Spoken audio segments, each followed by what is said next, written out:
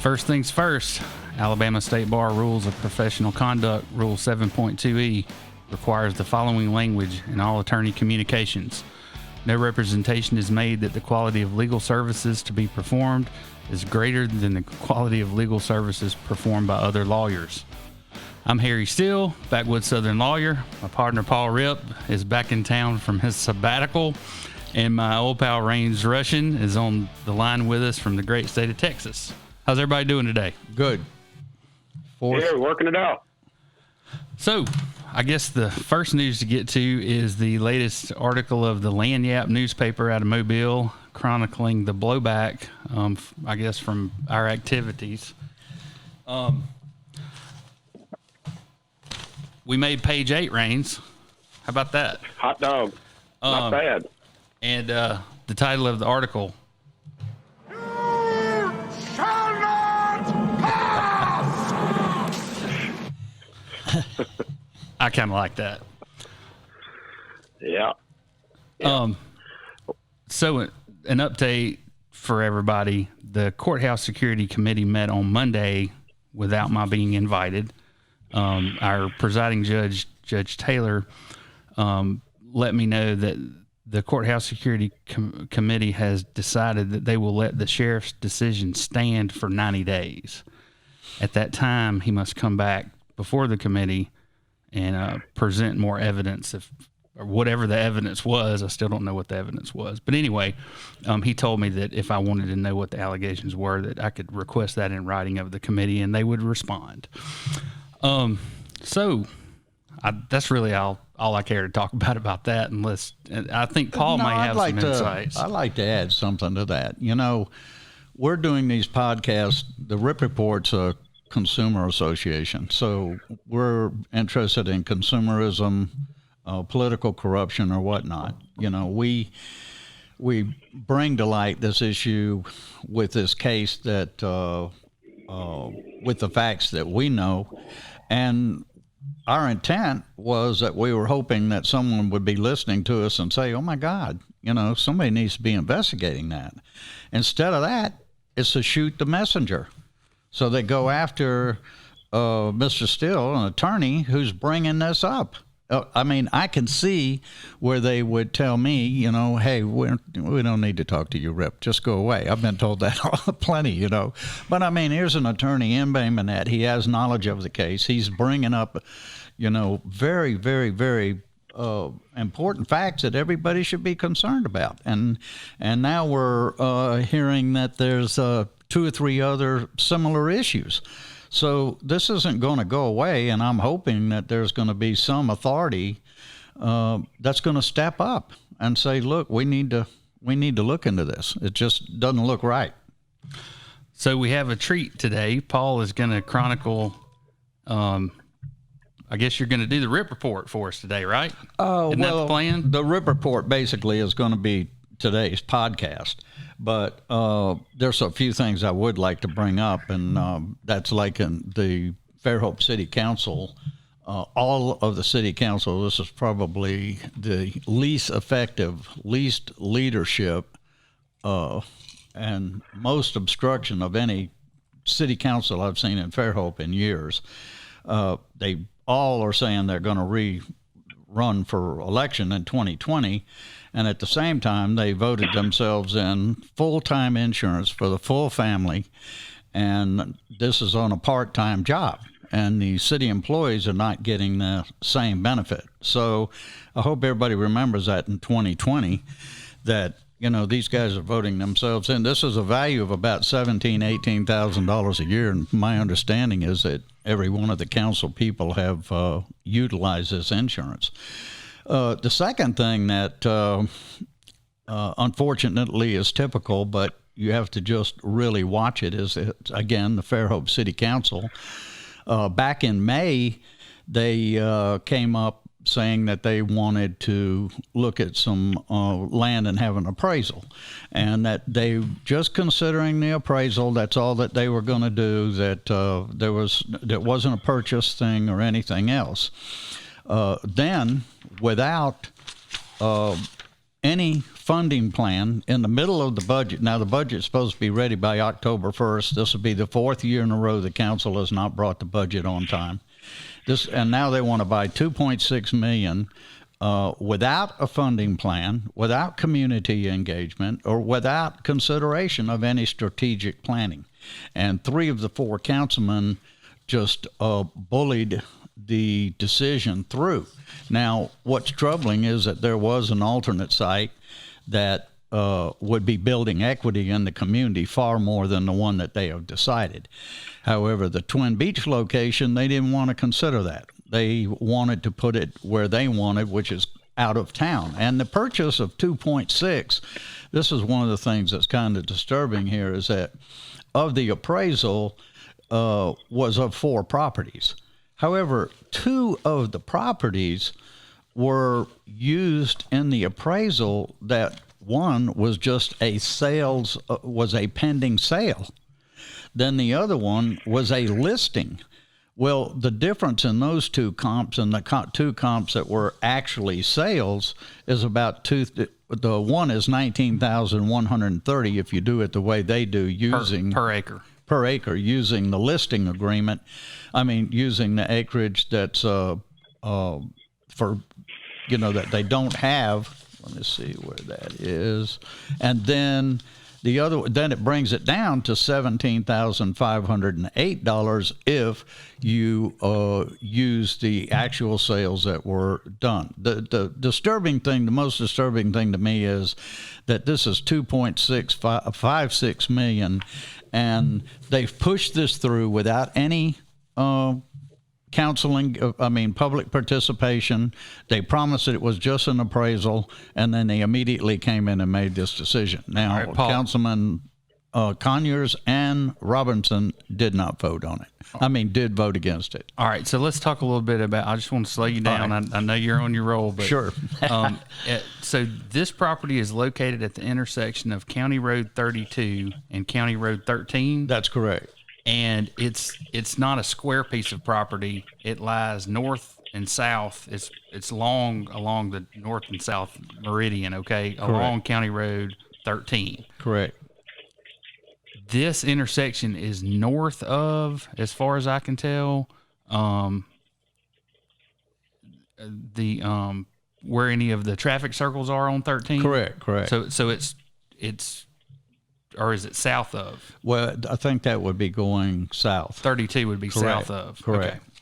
All right. So just giving everybody an idea of where it is, and it's all rural farming property. It looks to me like. Well, there is a subdivision that backs up to the whole thing that was never notified of any of this. To the north, and also, from what I understand, this is very close to the flight pattern coming off of the airport out there, and they've had a couple instances where planes have been forced down on that property, either emergency landings or something like that. So that should be of concern too. So Raines, you've been kicking around this kind of stuff for a while. You ever seen an appraisal where they used a comp that wasn't a sale? Well, I dabbled in real estate recently, and I think it gives people like me great hope, because City of Houston ever wants to buy my house. I'm listing it for about $500,000, and hopefully they can make an offer based on the listing, not on the appraised value of $156,000, what it actually is. Paul, I have a question. What is the purpose of this property purchase? What are they going to do with it? It's for recreation, and they're claiming it's an emergency need. The last time that they did something like this, the property sat vacant for 4 or 5 years, and ended up being the soccer fields not built to specs. It's another whole story. But this piece of property. Oh, are those the youth soccer fields they built next to the firing range? Correct. And this one is that's investing in the future of the youth for sure, right there. Right, and this one's close to a flight pattern with another neighborhood backed up to it, and the neighborhoods around the soccer fields complain all the time about the lights and stadium games and everything. So, and the other location, the Twin Beach location, was the community came out for that. They wanted that piece of property, and the council never really went for it because the mayor was for it, and that's been a problem since day one. Is this council didn't expect it. The new mayor, Karen Wilson, was going to win. That upset their apple cart, and they've been ticked off ever since. So whatever the mayor comes up, or the city staff, or anything else, and they naturally want to do the opposite. But this time they didn't listen to anybody. They didn't listen to the general public or whatnot. So, and there should be somebody looking into the way that they did this appraisal, because I agree with you. I've bought and sold a lot of property. If I had known that I could have used property that wasn't for sale and was for listing or something like that as an appraisal, it would have boosted my price way, way, way up. Conveniently so. So the city of Fairhope wants to really make an investment in their youth, and they're making they have made an emergency purchase to further develop recreational facilities for their youth, and they did it against what the people wanted, and they paid. I think the big seller was that it was quote a steal at $23,000 and change an acre versus the beach site, which was at almost $40,000 an acre. Right. Is that correct? That was somewhere in the framework of the money, correct, except the parcel that they're buying is a lot larger parcel. So they've got more for their bang for their buck, but they also haven't found a way to fund it yet. Is that correct? Well, they haven't. Not in the budget. Not only have they not found a way to fund it, this is another thing that just gets me. They decide to do this in the very middle or at budget time, when city staff, mayor, and everybody have been working for months to prepare this, and now all of a sudden they throw this kicker in. They have yet come up with how they're going to pay for this. So I can't wait to hear what they're going to have to do to pay for this, because one of the things that's going to get slowed down, and I want people to listen, is going to be infrastructure work, which is desperately needed. Everywhere. How much money is in the budget? How much money is in their budget for infrastructure work this year? I really don't know, but I mean, I couldn't quote it right off my head, but I do know that it's millions. I mean, they have tons of projects already laid out on the Eastern Shore. No one is ahead of Fairhope as far as getting all their infrastructure straight. It's been ignored for 10 or 12 years, but since Mayor Wilson's been in from day one, she hit the ground running, and we have a lot of BP programs and a lot of other programs going on and we have some very good superintendents and engineers that are working on it as well. Well, let's tear the lid off that particular can. Tell me about Fairhope's BP money and where it's going. Well, again, I think I would have to be a little bit more prepared with that range. But, I mean, they do have, okay. I know that they have multi-million-dollar projects, and they have them laid out for very specific projects that have been researched and are on the go. I mean, some of them are beginning right now, and some of them are online. But they have paid more attention to the sewer and the sewer infrastructure problems than any of the Eastern Shore communities. As a consumer advocate, how do you feel the stewardship of that BP settlement money being handled in Fairhope? In Fairhope, I think it was handled very well. Had the previous mayor won, it would have been like putting it down a toilet. But this mayor paid attention to what the funds were designed for and how they fit into the way the funds were let out. Previously, the mayor was talking about spending it for park money, for all types of just stuff that did not relate to the BP issue or the environment or anything else.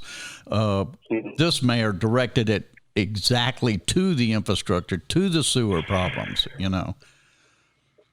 It sounds like that the people of Fairhope need to show up to their city council meetings and become more active stewards of how not just the VP money, but how all of their city money is being spent. I did notice that your current mayor, it seems like, has her act together. If we're going to reference the pay raise they just got, she turned down a pay raise out of common sense. She was going to be allocated, $60,000 to be the superintendent of the utility district. And she said, no, I don't want that money. I'd rather have that money go to a salaried engineer whose job would be to oversee that. Well, she also felt it was a huge conflict of interest receiving 2 checks at one time from the city, which absolutely, which I totally agree with. I was happy to see her do it, and that brings to point the salaries that they approved. Well, and let me say this: historically, that's always been a way to get a part-time mayor a full-time salary. Right? Is they just appoint him and make him the director of utilities also. Right. But it was a complete conflict at Pryor because the previous mayor was using the utility fund as a slush fund, and 2 of the council members, Boone and Burrell, were in that previous council. So every time they got in trouble or they had to purchase something or they had to settle a lawsuit, they would raid the utility fund. Well, every time they raided the utility fund, infrastructure was the one that got hurt. Well, the mayor put an end to that. They do not drain off the utility fund at all. She paid off all the debt. She announces all of this, and then they come back up and want to buy a $2.6 million project without knowing how they're going to fund it. There's a lot of that going on in Baldwin County. I can tell you that goes on right here in my hometown annually. Yeah. Move on. The other thing that happened is that Mr. Brown, a councilman in Fairhope, earlier we had filed a complaint, the Ripp Report did, to the Ethics Commission about a year or so ago, a little bit more than a year ago, over a contract that he got with the Eastern Shore Art Center. He's a councilman. He's liaison to the city. He's on the board of the Eastern Shore Art Center, and he ends up with the bid. When we sent the complaint into the Ethics Commission, I thought it wasn't bid. No, it was not bid. That's what I thought. It was not bid. It is my understanding. He ended up with the contract. Correct. Without it being bid out. Now, we are challenging him now to come up with those bids. But anyway, so we had, we filed many complaints through the years with very little success. The last one with Mr. Brown, with the Ethics Commission, they pretty much told us that, they wanted us to be the investigator. So I put it on the back burner. And then Mr. Brown has come out just outlandishly claiming all types of things in the city, and that he had full ethics permission, and there's multiple bids, et cetera, et cetera. So I decided, okay, our Attorney General has been very positive in his public statements, as well as his white-collar crime prosecutor, that they're not going to tolerate elected officials using their office for personal gain. And so I decided, okay, one more time, I'm going to go ahead and make a formal complaint. So last about 2 weeks, a week or 10 days ago, I presented that complaint to the Attorney General. I let them know that we were still going to pursue our complaints through the Court of Public Opinion, but that if this type of conduct continued, that nothing was going to change, that elected officials, quite frankly, are not supposed to be dealing and taking contracts that are related to the city or using their position. Now, going from that, one of the things that I think, one group I think should also take a certain amount of responsibility is, and Harry and I have had this discussion before with boards, be it the Boy Scout board, or be it this particular board here with Eastern Shore Art Center, the airport board. And then you see things like this happen where board members are getting contracts, and you think, what the hell is a board doing? What is the board doing? It's their responsibility to be looking at this, that this does not happen. And this should have never happened in Fairhope. The board at Eastern Shore should have stopped it immediately and said, "Oh, whoa, wait a minute. We can't do this." Instead, they let it go through. So there is now a formal complaint filed with the Attorney General White Collar Crime Division. I don't expect to hear from them, yay or nay on it. We'll just have to sit back and see if they do anything or what will happen. And how many pages? It's very nicely put together. It's spiral bound because it's 40 pages. It's 3-page introduction letter with about 42 pages of supporting documentation that goes along with it. Now, this can be reviewed if you want to. You can go on the Ripp Report, RippReport.com, or you can go on the Ripp Report Legal or Baldwin County Legal, and you can follow these cases because the entire letter, 3-page letter, was produced there. And you can go back in these reports and you can see some of the things that we've been writing about for a couple of years, and then they come back up and people say, oh, well, that's just a conspiracy theory. And I say, well, it was a conspiracy theory maybe 2 years ago, but now it's a fact. That's not a conspiracy theory. Paul, as a matter of fact, I did read your complaint to the Alabama Ethics Commission, and I read their response. And after doing a little investigation of my own about Robert Brown and the Eastern Shore Arts Center, I found that this guy basically took a $400,000 or $700,000 job. This is $400 plus. I'm not sure on the figure. $400 plus $1,000 job. No guarantee for overruns. And I read your complaint to the Ethics Commission, and most importantly, I read their response. And I've got to tell you, it reminded me of a story I heard years ago when I was covering the Monroe County for the Miami Herald. There was a job coming up in Monroe County down the Florida Keys. It was a small infrastructure job, going to cost about $900,000, and they put it out to bid, and they got in exactly 3 bids. Well, the chairman of the county commission was a really stand-up guy. He was a top-shelf fella. He didn't believe in corruption. He was an anti-corruption kind of fella. And he said, I put it out for bids, and the 3 bids that he got was one from a Miami construction firm called Mendez Brothers, and it was for $990,000. He said, well, that's a little too high.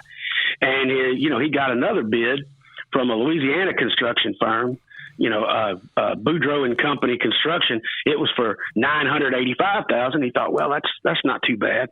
And then he got another one from an outfit in New York called Scaramucci Brothers Construction Incorporated LLC. And they actually came down there and said, we wanted to give you this bid in person, but we're going to bid $3 million on this project. And the chairman of the county commission just lost his mind. He goes, how dare you walk into my office with a ridiculous bid like that? You care to explain how it works? He goes, yeah, $1 million for you, $1 million for me, and we get the coon asses to build your project. Well, that might be going on around here. It certainly appears that way. There were no published bids published in any as required by state law. There was no public announcement for bids, a public call for bids posted anywhere regarding that project. I want to know where the bids came from that he came in as the lowest bidder for that. Well, I advised authorities as well that my information was that there were no bids. And if for some reason, and if you noticed in the letter with the Ethics Commission, they said that there were bids.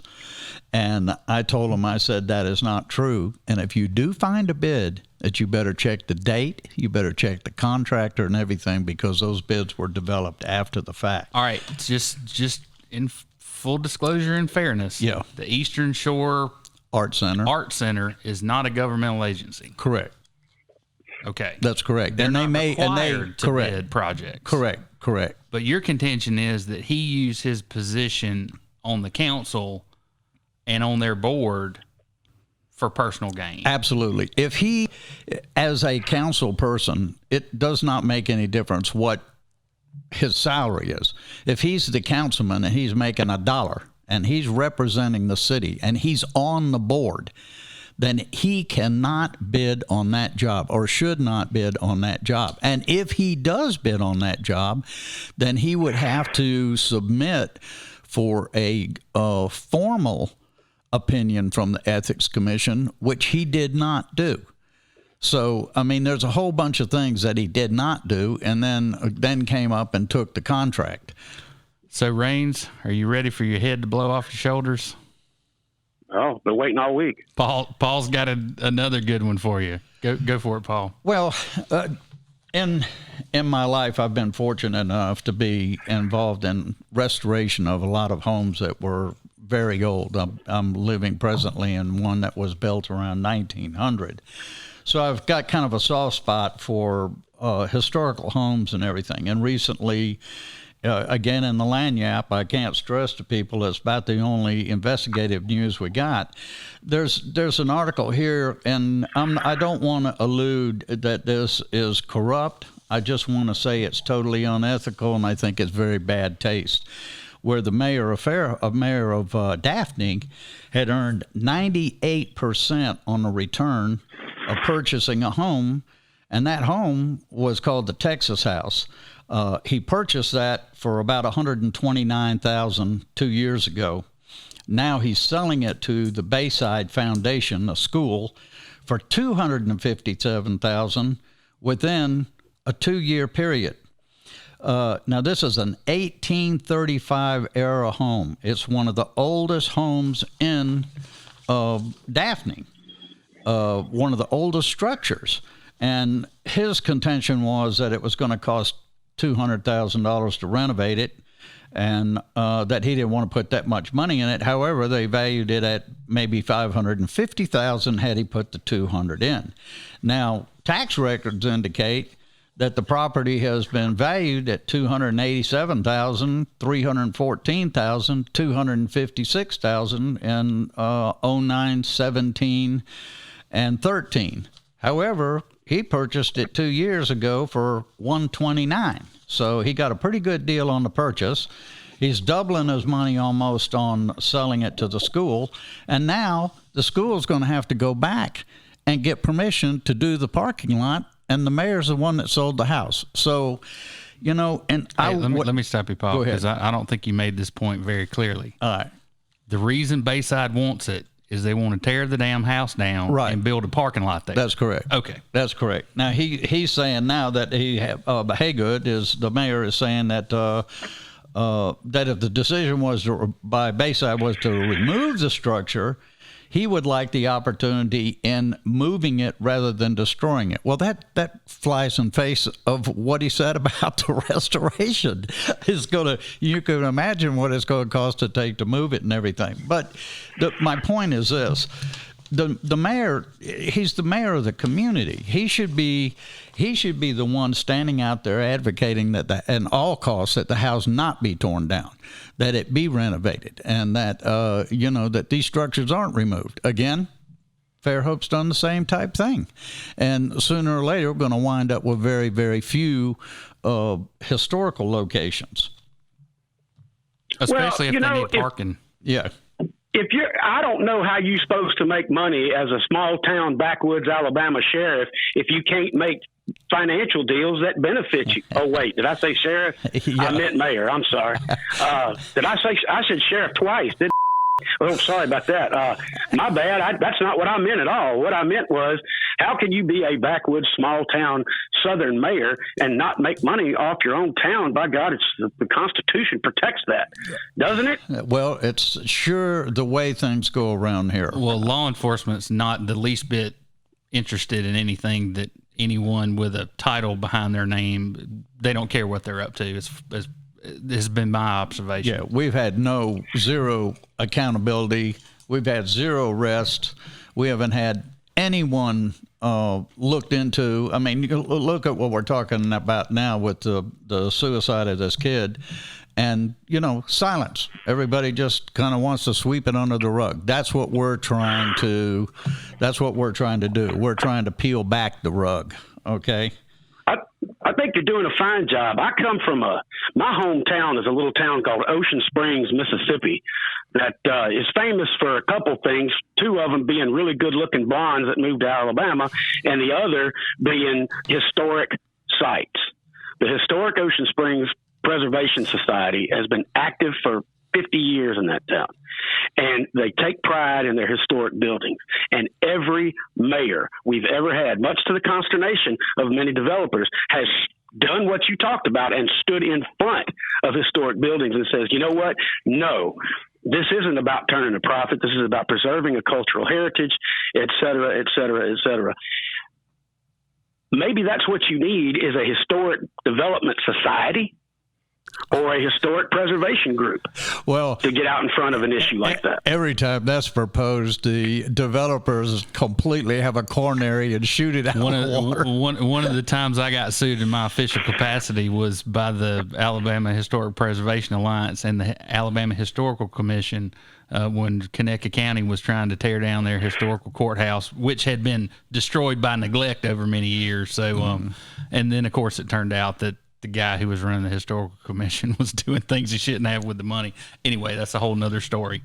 What's next on the agenda, Mr. Ripp? The other thing I'd like people to realize is that we are still working on the sewer regulation, and Mr. Richard Dayton, the one that originally kicked off this initiative, is trying to arrange a public meeting. I think it'll be in October. So you're going to hear a lot more about it. We're going to be trying to get a lot of people there that will listen to legislators.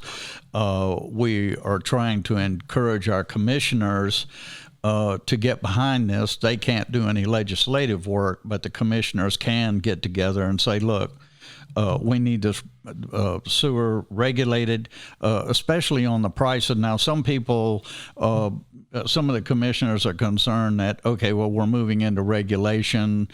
We're saying that we want the prices regulated for some security for the consumer. However, how do we know that that's not going to lead into future regulations? Well, it is.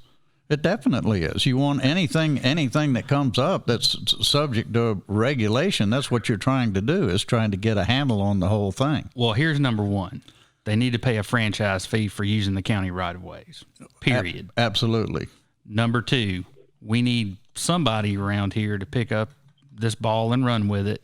We need our legislative delegation, Baldwin County legislative delegation, needs to do what Shelby County's done and propose a bill that would put Baldwin County Sewer Service or any other private sewers under the control of the Public Service Commission. That way, the county doesn't really have to do anything. But they don't have to create a different organization to provide oversight. Correct. And the sewer company, before raising rates, would have to go back before the organization, so where they couldn't just arbitrarily raise rates. So that whole issue is coming up. And then again, I guess another plug with Lanyap, two other important articles. I'll let Harry address the one, is the judge recusal, which goes back to the sewer case. This is the fourth of 4 articles, earlier articles I was telling you about. We're going to link all together. But very important that that the judge recused himself from this case because they had been alleging a conflict of interest all along. And all I can tell you is, when I walk into a courtroom, I want a judge who I feel like could really give a rip who wins or loses. Correct. I've always felt that way in Judge Norton's courtroom, quite honestly. And so I really don't have much to say about it. I guess he made that decision on his own. I don't know that we had any sway over that, so to speak. Maybe the article in the Lanyap did. Yeah, correct. But I do think it's a positive move if he felt like he had a conflict. Well, then he can just hand it. We got 4 other circuit judges that can hear it. Correct, because we're in a small geographic area. The judicial system is small. You can't help knowing certain people, but at the same time, you're a sitting judge, and you should be using the utmost of discretion when it comes to conflict of interest to make sure that you're far, far away from any of that. That being said, another thing that happened was the county attorney is no longer with us. I will smile about that one. Go ahead. You can chime in on that. Well, I really don't have much to say. I just, we chronicled the goings on or what we believe were the goings on and felt like they had a conflict. And I'll point you to one more place where I can identify this. Okay. There's an AL.com article that was written back in 2012 when they repealed the comprehensive plan. And I'll just read this one excerpt from it. County Attorney David Connor told commissioners the Horizon 2025 plan contradicts some zoning regulations and could open the county to legal liability on the grounds that it amounted to taking of property. I mean, they didn't know that when they adopted the plan in 2010. Anyway, like I said, well, I think it's a positive step. There are plenty of attorneys out there that don't have any conflicts whatsoever. And I also wanted to point something else out. If you go to the Baldwin County website, baldwincountyal.gov, go under documents, go to planning and zoning, you can look at the subdivision regulations that were recently amended on August 6, 2019 by the current Baldwin County commissioners. What it's telling is it was initially adopted, these subdivision regulations, February 1984. Now, for the fastest growing county in the state of Alabama to still be using the same daggum subdivision regulations from 1984, and of course they've been updated. Right. But that's just unbelievable. Yeah, and I do want to say, Commissioner Ball, I have been hard on him before, but I definitely appreciate him standing out and coming up with the proposal that the attorney be replaced due to conflict of interest. I think that took a lot on his part. I respect him for that, and that's what we want to see more of, is make sure that these connections aren't too close. It's the same thing we were just talking about with Fairhope. Same thing. While we're talking about the county, hey, Nick, can you throw up this map for me, please, sir? Paul, this is a map of the Baldwin County Megasite. And this particular image that you're seeing is, if you look on the right-hand side, that is the route that they intend, where they intend to put the connection between I-65 and I-10, the Baldwin Beach Express. Correct. And then you'll see over here, there's a rail line that they've proposed, and they made this application with the Corps of Engineers back in 2015. Okay. Right. So, do you see all the little dark dots on that Correct. document? The highlighted. Do you know what those are? It looks like highlighted land or swamp. Well, it's wetlands. Wetlands. So it's a wetlands delineation. Okay. Just a wild guess. How many? What portion of this property here do you think is covered by wetlands? If I told you that was 1,000 acres, if you had to just off the top of your head guess how many? It looks like it'd be 40 to 50%. I'd say at least 40 to 50% of that property is wetlands. Correct. So why would the county pay $6.3 million for 1,000 acres of uncontiguous? It'd be different if half the if all the wetlands were on one side of the property, but that wetlands is pretty much in the middle of the property, right? Correct. So my question is there a silver snail darter that lives there? Is the last Alabama snowy spotted owl? Does it live on the property? Why do we pay such a premium for what amounts to swampland if we didn't intend to protect it until the end of time? And so these are the headwaters of the McCurtin Creek watershed. This is where it starts, and if you look over on the left-hand side, you'll see where the rail line goes through, and it cuts part of the wetland off from the wetlands to the west. Correct. I don't think that's a very good thing either. Not for drainage, not for wildlife. And it looks like it's going to be an awfully expensive railhead to get through, crossing across wetlands, high and low land, and everything. Well, the entirety of that document is we've uploaded in our photos on our Facebook Backstory Podcast Facebook page. So anybody that wants to go in there and look at what they're going to cut and fill, and I don't know where they are with that project. They may be out there doing it right now. But people need to pay a lot more attention to this whole Megasite property. A lot of people are aware of what it is, but so I've got a call in to Miss Calloway at Mobile Baywatch. I've sent an email to the Alabama Rivers Alliance. We're going to see if we can't get some people interested in it, in preserving and protecting this wetland that the county paid what I consider to be a premium. Premium, I would say it looks like a little bit of a ridiculous price, to tell you the truth. How much did they pay for that piece of land? $6.3 million. Rains. They paid and half of it's wetlands? And they paid $34 million for the whole piece, and it didn't have anything connected to it. No infrastructure whatsoever. Nothing. Zero. Okay, and they paid $34 million, and just recently have they Baldwin County Economic Development Alliance has come up with a plan to invest $7 million in it, which would make it in the terms of what we would call shovel ready, when actually they've been advertising this as shovel ready for about 6 or 7 years and have had no takers. And that's why they've had no takers, is because it never even had infrastructure in, and people are going out there, they're looking at the same map that Harry and I are looking at and saying, hey, this doesn't look like very high property here to us. So anyway, Range, the only member that's still on the commission that was on there when they made this purchase is Commissioner Gruber. And I think, the question should be posed to him. Why do they pay so much money for this, what appears to be swampland?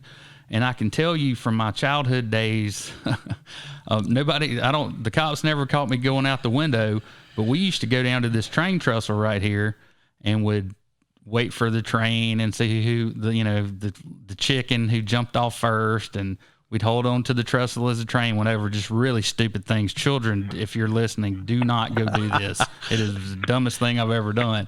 But we used to wade up that wetland fishing. And so I'm fairly familiar with it. Of course, I hadn't been there in 20 years, but I don't imagine it's changed a whole lot. Certainly nothing's happened on the property.